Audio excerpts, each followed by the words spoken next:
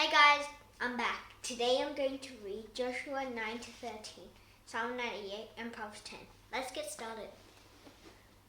Joshua 9 to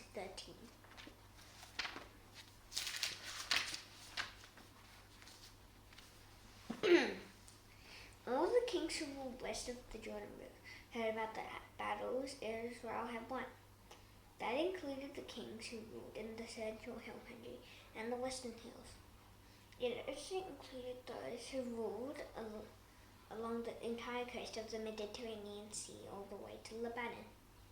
They were the kings of the Hittites, Amorites, Canaanites, Perizzites, Hivites, and Jebusites.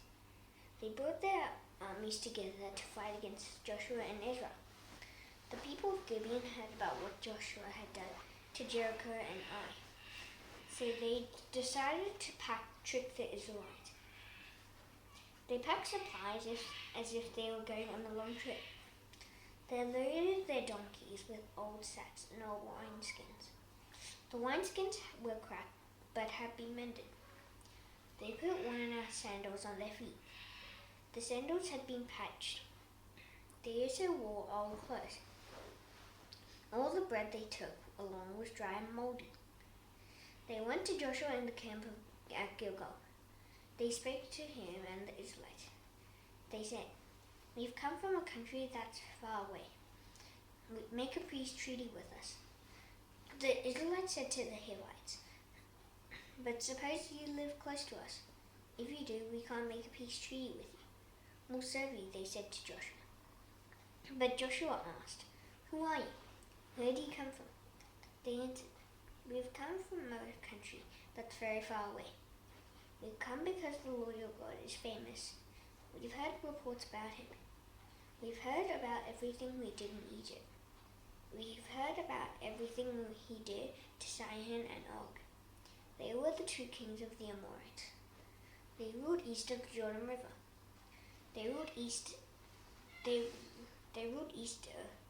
Sihon was the king of Heshbon. Og was the king of Bashan. He ruled in Ashtaroth. Our elders and all the people living in our country spoke to us. They said, 'Take supplies for your trip. Go and meet the Israelites. Say to them, we'll serve you. Make a peace treaty with us. Look at our bread. It was warm when we packed it. We packed it at home the day we left to come and see you. But look at how dry and moldy it is now.' When we filled these wineskins, they were new. But look at how cracked they are now. And our clothes and sandals are worn out because we've traveled so far." The Israelites looked over the supplies those people had brought, but they didn't ask the Lord what they should do. Joshua made a peace treaty with the people who had come. He agreed to let them live. The leaders of the community gave their word that they agreed with the treaty. So the Israelites made a peace treaty with the people of Gibeon. But 3 days later, they heard that the people of Gibeon lived close to them. So the Israelites started to go to the cities of those people. On the third day, they came to Gibeon, Kephirah, Beeroth, and Kiriath Jearim. But they didn't attack those cities. That's because the leaders of the community had given their word and made a peace treaty with them. They had made their word in the name of the Lord, the God of Israel. The whole community told the leaders they weren't happy with them. But all the leaders answered, "We've made a peace treaty with them. We've given our word in the name of the Lord, the God of Israel. So we can't touch them now. But here's what we'll do to them. We'll let them live. Then the Lord won't be angry with us because we didn't keep our promise." They continued, "Let them live, but make them cut wood and carry water to serve the whole community." So the leaders kept their promise too. Joshua sent for the people of Gibeon. He said to them, "Where did you trick us?" He said, We live far away from you, but in fact you live close to us. So now you are under a curse. You'll always serve us. You'll always cut wood and carry water for the house of my God." They answered Joshua, "We were clearly told that the Lord your God had commanded his servant Moses to do. He commanded him to give you the whole land. He also ordered him to wipe out all the people to make room for you. So we were afraid you would kill us. That's why we tricked you. We are now under your control. Do to us what you think is good and right." So Joshua saved the people of Gibeon. He didn't let the Israelites kill them. That day he made them cut wood and carry water. They had to serve the community of Israel. They also had to do work connected with the altar of the Lord. The altar would be at the place the Lord would choose. And they still served the Israelites to this day. Chapter 10. Adoni-Zedek was the king of Jerusalem. He heard that Joshua had captured Ai. He found out that the city had been set apart to the Lord in a special way to be destroyed. He heard that Joshua had done to Ai and its king the same thing he had done to Jericho and its king. Adoni-Zedek heard that the people of Gibeon had made a peace treaty in Israel. He also found out that they were living among the Israelites.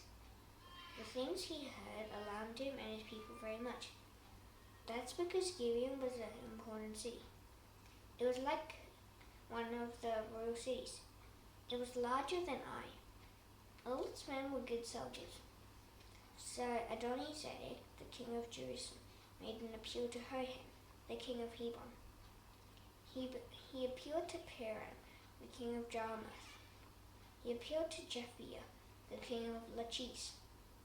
He also made an appeal to Debir, the king of Eglon. "Come up and help me attack Gibeon," he said. "Its people have made peace with Joshua and the Israelites."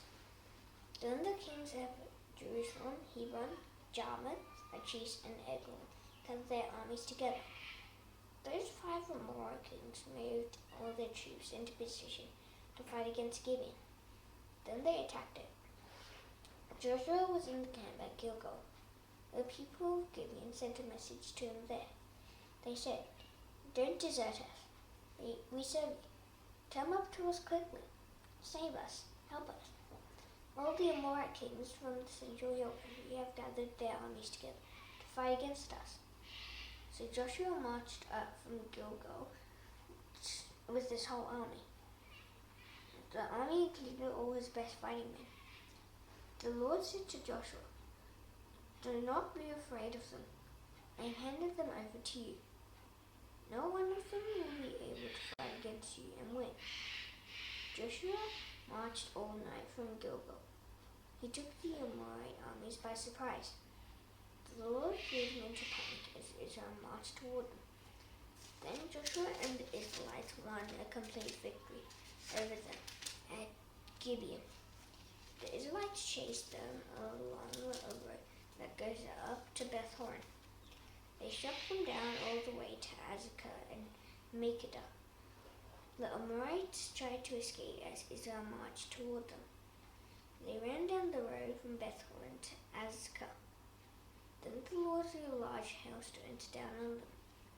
The hailstones killed more of them than the swords of the Israelites did. So the Lord gave the Amorites over to Israel. Now on that day Joshua spake to the Lord while the Israelites were listening. He said, "Sun, stand still over Gibeon, and you, me, stand still over the valley of Ai-Jalon." So the sun stood still. The moon stopped. They didn't move again until the nation won the battle over its enemies. You can read about it in the book of Joshua. The sun stopped in the middle of the sky. It didn't go down for about a full day. There has never been a day like it before or since. It was a day when the Lord listened to a mere human being. Surely the Lord was fighting for Israel. Joshua and his whole army returned to the camp at Gilgal. 5 Amorite kings had run away. They had hidden in the cave at Makkedah. Joshua was told that the 5 kings had been found. He was also told that they were hiding in the cave at Makkedah. He said, "Roll some large rocks up to the opening of the cave. Put some men there to guard it. But keep on going. Chase your enemies. Attack them from behind. Don't let them get back to their cities. The Lord your God has handed them over to you." So Joshua and the men of Israel had complete victory over them.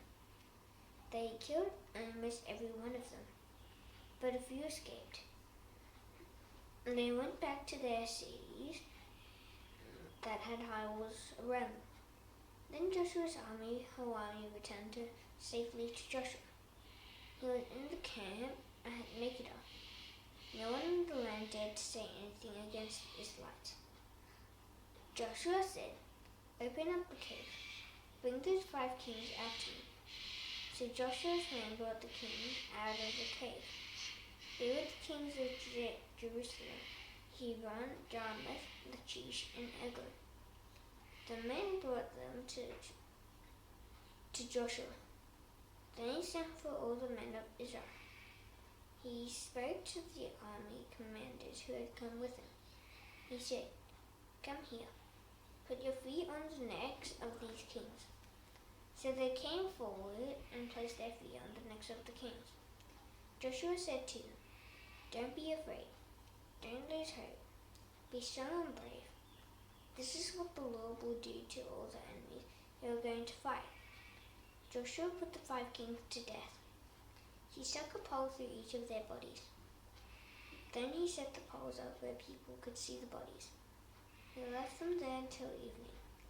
At sunset, Joshua ordered his men to take down the bodies. So they threw them down from the poles and threw them into the cave where the kings had been hiding. They placed large rocks at the opening of the cave, and the rocks are still there to this day. That day, Joshua captured Makkedah. He cut down its people and their king. He totally destroyed everyone in it. He didn't leave anyone alive. He did to the king of Makkedah the same thing he had done to the king of Jericho. Joshua moved on from Makkedah to Libnah. Israel's whole army went with him. They attacked Libnah. The Lord also handed that city and its king over to Israel. Joshua destroyed the city. He and his men killed everyone in it with their swords. He didn't leave anyone alive there. He did to its king the same thing he had done to the king of Jericho. Joshua moved on from Libnah to Lachish. Israel's whole army went with him. The men took up their battle positions. Then Joshua attacked Lachish. The Lord handed it over to Israel. Joshua captured the city on the 2nd day of the battle. He destroyed the city. He and his men killed everyone in it with their swords. He had done the same thing to Libnah. While all that was happening, Horam had come up to help Lachish. He was the king of Gezer. But Joshua won the battle over him and his army. No one was left alive. Joshua moved on from Lachish to Eglon. Israel's whole army went with him. They took up their battle positions. Then they attacked Eglon. They captured it that same day. They totally destroyed everyone in it with their swords. They had done the same thing to Lachish. Mom? No? I'm sleepy.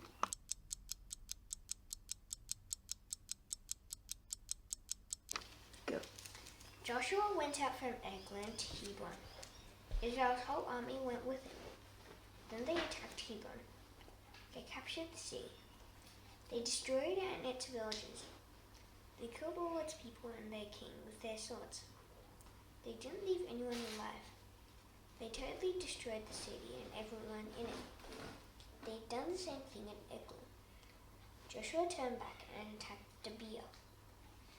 Israel's whole army went with him. They captured the city, its king, and its villages. They totally destroyed everyone in Debir with their swords. They didn't leave anyone alive. They did to Debir and its king the same thing they had done to Libnah and its king. They had also done the same thing to Hebron. So Joshua brought the whole area under his control. That included the central hill country and the Negev desert. It included the western hills and the mountain slopes. It also included all the kings in that whole area. Joshua didn't leave anyone alive. He totally destroyed everyone who breathed. He did just as the Lord, the God of Israel, had commanded. Joshua brought everyone from Kadesh Barnea to Gaza under his control. He did the same thing to everyone from the whole area of Goshen to Gibeon. He won the battle over all those kings and their lands. He did it in one campaign. That's because the Lord, the God of Israel, fought for Israel. Then Joshua returned to the camp at Gilgal. Israel's whole army went with him. Chapter 11. Jabin was the king of Hazor. He heard about the battles Israel had won. So he sent a message to Jobab. Jobab was the king of Madon. Jabin sent the same message to the kings of Shimron and Akshaph. He also sent it to many other kings. Some ruled in the mountains of the north. Some ruled in the Araba Valley south of Kinnereth. Others ruled in the western hills. Still others ruled in Naphtali in the west. Jabin sent the same message to the people east of Canaan and west Canaan. He sent it to the Amorites, Hittites, Perizzites, and Jebusites. They lived in the central hill country. He also sent it to the Hivites who lived below Mount Hermon in the area of Mizpah. Those kings marched out with their troops. They had a large number of horses and chariots. It was a huge army. The fighting men were as many as the grains of sand on the seashore. As all those kings gathered their armies together to fight against Israel, they set up camp together at the waters of Merom. The Lord said to Joshua, "Do not be afraid of them. By this time tomorrow I will hand all of them over to Israel. All of them will be killed. You must cut the legs of their horses. You must burn their chariots." So Joshua and his whole army attacked them suddenly. They fought against them at the waters of Merom. The Lord handed them over to Israel. The Israelites won the battle over them. They hunted them down all the way to Greater Sidon. They chased them to Mizrephoth and Maim. They chased them to the valley of Mizpah in the east. Not one of them was left alive. Joshua did to them what the Lord had ordered them to do. He cut the legs of their horses. He burned up their chariots. At that time Joshua turned back. He captured Hazor. He killed its king with his sword. Hazor was the most important city in all those kingdoms. The army of Israel killed everyone in Hazor with their swords. Its people had been set apart to the Lord to be destroyed. Israel's army didn't spare anyone who breathed. Then Joshua burned down the city. Joshua captured all those royal cities and their kings. He and his men killed everyone in those cities with their swords. He totally destroyed them. He did just as Moses, the servant of the Lord, had commanded. Many cities were built on top of earlier cities that had been destroyed. Israel didn't burn any of those except Hazor. Joshua burned it down. The army of Israel kept for themselves the livestock and everything else they took from those cities. But they killed all the people with their swords. They completely destroyed them. They didn't spare anyone who breathed. The Lord had commanded his servant Moses to do all these things. Moses had passed that command on to Joshua, and Joshua carried it out. He did everything the Lord had commanded Moses. So Joshua captured the whole land. He took over the central hill country and the whole Negev desert. He took over the western hills. He took over the Araba Valley. He took over the mountains of Israel and the hills around them. He took over the area that begins at Mount Halak, which rises towards Seir. The area ends at Baal-Gad in the valley of Laban, below Mount Hermon. Joshua captured the kings who ruled over that whole land. He put them to death. He fought battles against all these kings for a long time. Only the Hivites who lived in Gibeon made a peace treaty with the Israelites. No other city made a treaty with them. So Israel captured all their cities in Baal. The Lord himself made their people stubborn. He made them go to war against Israel so he could totally destroy them. He wanted to wipe them out. He didn't show them any mercy. The Lord had commanded Moses to destroy the Canaanites. At the time Joshua went and destroyed the Anakites. They lived all through the hill country of Judah and Israel. They lived in Hebron, Debir, and Anam. Joshua totally destroyed the Anakites in their towns. There weren't any Anakites left alive in Israel's territory, but a few were left alive in Gaza, Gath, and Ashdod. So Joshua captured the whole land, just as the Lord had directed Moses. Joshua gave the land to Israel as their very own. He divided her up and gave each tribe a share. Then the land had peace and rest. Chapter 12. The Israelites took over the territory east of the Jordan River. The land they captured reached from the Arnon River Valley to Mount Hermon, included the whole east side of the Araba Valley. Israel won the battle over the kings of the whole territory. How the lands Israel captured from the kings they won the battle over. They took over the land of Sihon. He was the king of the Amorites. He ruled in Heshbon. The land he ruled over begins at Aroer. Aroer is on the rim of the Arnon River Valley. Sihon ruled from the middle of the valley to the Jabbok River. The Jabbok is the border of Ammon. Sihon's territory included half of Gilead. He also ruled over the east side of the Araba Valley. The land begins at the Sea of Galilee. It goes to the Dead Sea and over to Beth Jeshimoth. Then it goes south, below the slopes of Pisgah. Israel also took over the territory of Og. He was the king of Bashan. He was one of the last of the Rephaites. He ruled in Ashtaroth and Edrei. He ruled over Mount Hermon, Seilka, and the whole land of Bashan. Og's kingdom reached all the way to the border of Geshur and Maacah. He ruled over half of Gilead. His land reached the border of Sihon, the king of Heshbon. Moses was the servant of the Lord. Moses and the Israelites won the battle over those two kings. He gave their land to the tribes of Reuben and Gad, and half of the tribe of Manasseh. He gave it to them as their share. Joshua and the Israelites won the battle over the kings who ruled west of the Jordan River. The lands of those kings reached from Baal-Gad in the valley of Laban to Mount Halak, which rises towards Seir. Joshua gave their lands to the tribes of Israel as their very own. He divided them up and gave each tribe its share. Those lands include the central hill country, the western hills, and the Araba Valley.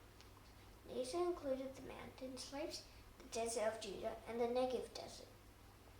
Those lands belonged to the Hittites, Amorites, Canaanites, Perizzites, Hivites, and Jebusites. The other kings Israel won the battle over. The king of Jericho won. The king of Ai, which is near Bethel, won. The king of Jerusalem won.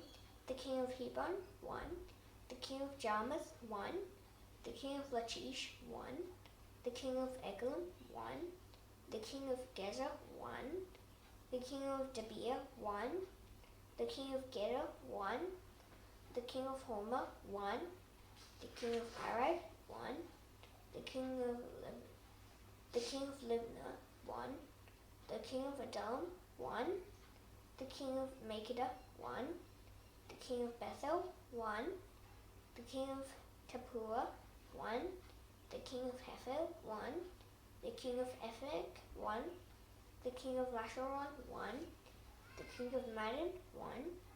The king of Hazor, 1. The king of Shimron Meron, 1. The king of Akshah, 1. The king of Tanach, 1. The king of Megiddo, 1. The king of Kedesh, 1. The king of Jokneam in Carmel, 1. The king of Dor in Naphoth Dor, 1. The king of Goyim Gilgal, 1. The king of Tirzah, 1. The total number of kings was 31. Chapter 13. Joshua was now very old. The Lord said to him, "You are very old, and there are still very large areas of land that have not yet been taken over. Here's the land that remains to be taken over. It includes all the areas of Philistia and Geshur. Those areas begin at the Shihol River in the eastern part of Egypt. They go to the territory of Ekron in the north. All that land is considered Canaanite, even though it is controlled by 5 Philistine rulers. They rule over Gaza, Ashdod, Ashkelon, Gath, and Ekron. The Avites live south of them. The rest of the land of Canaan that remains to be taken over reaches from Arah all the way to Ephek. Arah belongs to the people of Sidon. The land that remains to be taken reaches the border of Amorite territory. It includes the area of Byblos. It also includes all of Lebanon to the east. It reaches from Baal-Gad below Mount Hermon all the way to Lebo Hamath. I myself will drive out all the people who live in the mountain areas. Those areas lead from Lebanon to Misrephoth-Maim. They include the area where all the people of Sidon live. I myself will drive out those people to make room for the Israelites. Make sure you set that land apart for Israel. Give it to them as their share, just as I have directed you. Divide it up among the 9 tribes and half of the tribe of Manasseh. Give each tribe its share. The other half of Manasseh's tribe had already received the share of land Moses had given them. The share was east of the Jordan River. The tribes of Reuben and Gad had already received their share too. Moses, the servant of the Lord, had given it to them. That land starts at Aroer on the rim of the Arnon River Valley. It includes the town in the middle of the valley. It includes the high plains of Medeba all the way to Dibon. It also includes all the towns of Sihon, the king of the Amorites. He had ruled in Heshbon. That area reaches to the border of Ammon. It also includes Gilead. It includes the territory of Geshur and Makkah. It includes Mount Hermon and the whole land of Bashan, all the way to Salcah. So it includes the entire kingdom of Og in Bashan. Og had ruled in Ashtaroth and Edrei. He was the last of the Rephaites. Moses had won the battle over Sihon and Og. He had taken over their land. But the Israelites didn't drive out the people of Geshur and Makkah, so they continued to live among the Israelites to this day. Moses hadn't given any share of land to the tribe of Levi. That's because the free offerings are their share. Those offerings are presented to the Lord, the God of Israel. Moses gave the Levites what he had promised them. Here's what Moses had given to the tribe of Reuben, according to its family groups. Their territory starts at Aroer, on the rim of the Arnon River Valley. It includes the town in the middle of the valley. It includes all of the high plains near Medeba. It includes Heshbon and all its towns on those plains. Those towns include Dibon, Bamoth, Baal, Beth Baal-meon, Jahaz, Kedemoth, and Mephath. They include Kiriathaim, Sibmah, and Zareth-Shahar on the hill in the valley. They also include Beth Peor, Beth Jeshemoth, and the slopes of Pisgah. All those towns are on the high plains. The territory includes the whole kingdom of Sihon, the king of the Amorites. He had ruled in Heshbon. Moses had won the battle over him and over the chiefs of Midian. Those chiefs were Eri, Rechem, Zur, Hur, and Reba. They were princes who helped Sihon fight against Israel. They lived in that country. The Israelites killed many of them in battle. They also killed Balaam with their swords. He was the son of Beor. Balaam had used evil magic to find out what was going to happen. The border of the tribe of Reuben was the bank of the Jordan River. All those towns and their villages were given to the tribe of Reuben as their very own. Each family group received its share. Here's what Moses had given to the tribe of Gad, according to its family groups. Their territory includes Jazer and all the towns of Gilead. It includes half of the country of Ammon, all the way to Arabah, which was near Rabbah. Their territory reaches from Heshbon to Ramath Mizpah and Betonim. It reaches from Mahanaim to the territory of Debir. In the valley, their land includes Beth Haran, Beth Nimrah, Zakoth, and Zaphon. It also includes the rest of the kingdom of Sihon. He was the king of Heshbon. His kingdom included the east side of the Jordan River. It reached up to the south end of the Sea of Galilee. All those towns and their villages were given to the tribe of Gad as their very own. Each family group received its share. Here's what Moses had given to half of the tribe of Manasseh, according to its family groups. It's what Moses had given to half of Manasseh's family line. Their territory starts at Mahanaim, includes the whole land of Bashan. That was the entire kingdom of Og, the king of Bashan. Manasseh's territory includes all the 60 towns of Jair and Bashan. It includes half of the land of Gilead. It also includes Ashtaroth and Edrei. They were the royal cities of Og and Bashan. That land was given to half of the family line of Machir. He was the son of Manasseh. Each family group received its share. Those were the shares of land Moses had given the eastern tribes when he was in the plains of Moab. The plains are across the Jordan River east of Jericho. But Moses hadn't given any share to the tribe of Levi. The Lord, the God of Israel, is their share. Moses gave the Levites what he had promised them. Proverbs 10.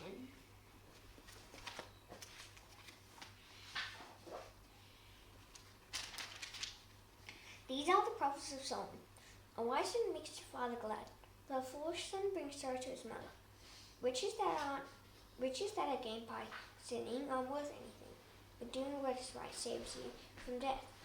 The Lord gives those who do right the food they need, but he lets those who do wrong go hungry. Hands that don't want to work make you poor, but hands that work hard bring wealth to you. A child who gathers crops in summer is wise, but a child who sleeps at harvest time brings shame. Blessings are like crowns on the heads of those who do right, but the trouble caused by what sins say destroys them. The names of those who do right are used in blessings, but the names of those who do wrong will rot. A wise heart accepts commands, but foolish chattering destroys you. Anyone who lives without blame walks safely, but anyone who takes a crooked path will get caught. An evil wind gets you into trouble, and foolish chattering destroys you. The mouths of those who do right pour out life like a fountain, but the mouths of sinners hide their evil plans. Hate stirs up fights, but love erases all sins by forgiving them. Wisdom is found on the lips of those who understand what is right, but those who have no sense are punished. Wise people store up knowledge, but the mass of foolish people destroy them. The wealth of rich people is like a city that makes them feel safe, but having nothing destroys those who are poor. People who do what is right earn life, but sinners earn sin and death. Anyone who pays attention to correction shows the path to life, but anyone who refuses to be corrected leads others down the wrong path. Anyone who hides hatred with lying lips and spreads lies is foolish. Sin is not ended by using many words, but those who are wise control their tongues. The tongues of those who do right are like fine silver, but the hearts of those who do wrong aren't worth very much. The words of those who do right benefit many people, but those who are foolish die because they have no sense. The blessing of the Lord brings wealth, and it comes without painful work. A foolish person finds pleasure in evil plans, but a person who has understanding takes delight in wisdom. What sinners are afraid of will catch up with them, but those who do right will get what they want. When the storm is over, sins are gone, but those who do right stand firm forever. Those who don't want to work hurt those who send them. They're like vinegar on the teeth or smoke in the eyes. Having respect for the Lord leads to a longer life, but the years of evil people are cut short. Those who do right can expect joy, but the hopes of sinners are bound to fail. The way of the Lord is a safe place for those without blame, but that way destroys those who do evil. Those who do right will never be removed from the land, but those who do wrong will not remain there. The mouths of those who do right produce wisdom. The tongues that speak twisted words will be made silent. Those who do right know the proper thing to say, but those who do wrong speak only twisted words. Psalm 98.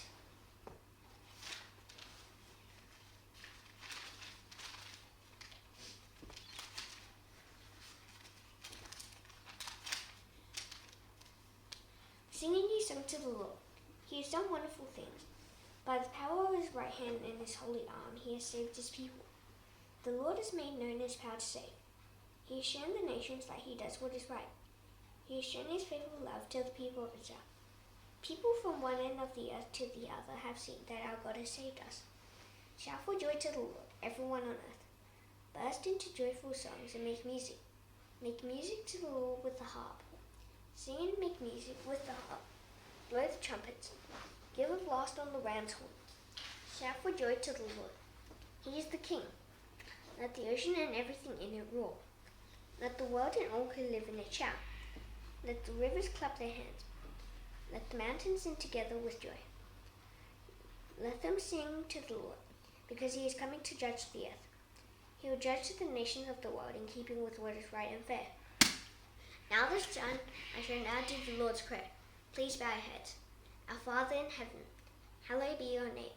Your kingdom come, your will be done on earth as it is in heaven. Give us today our daily bread.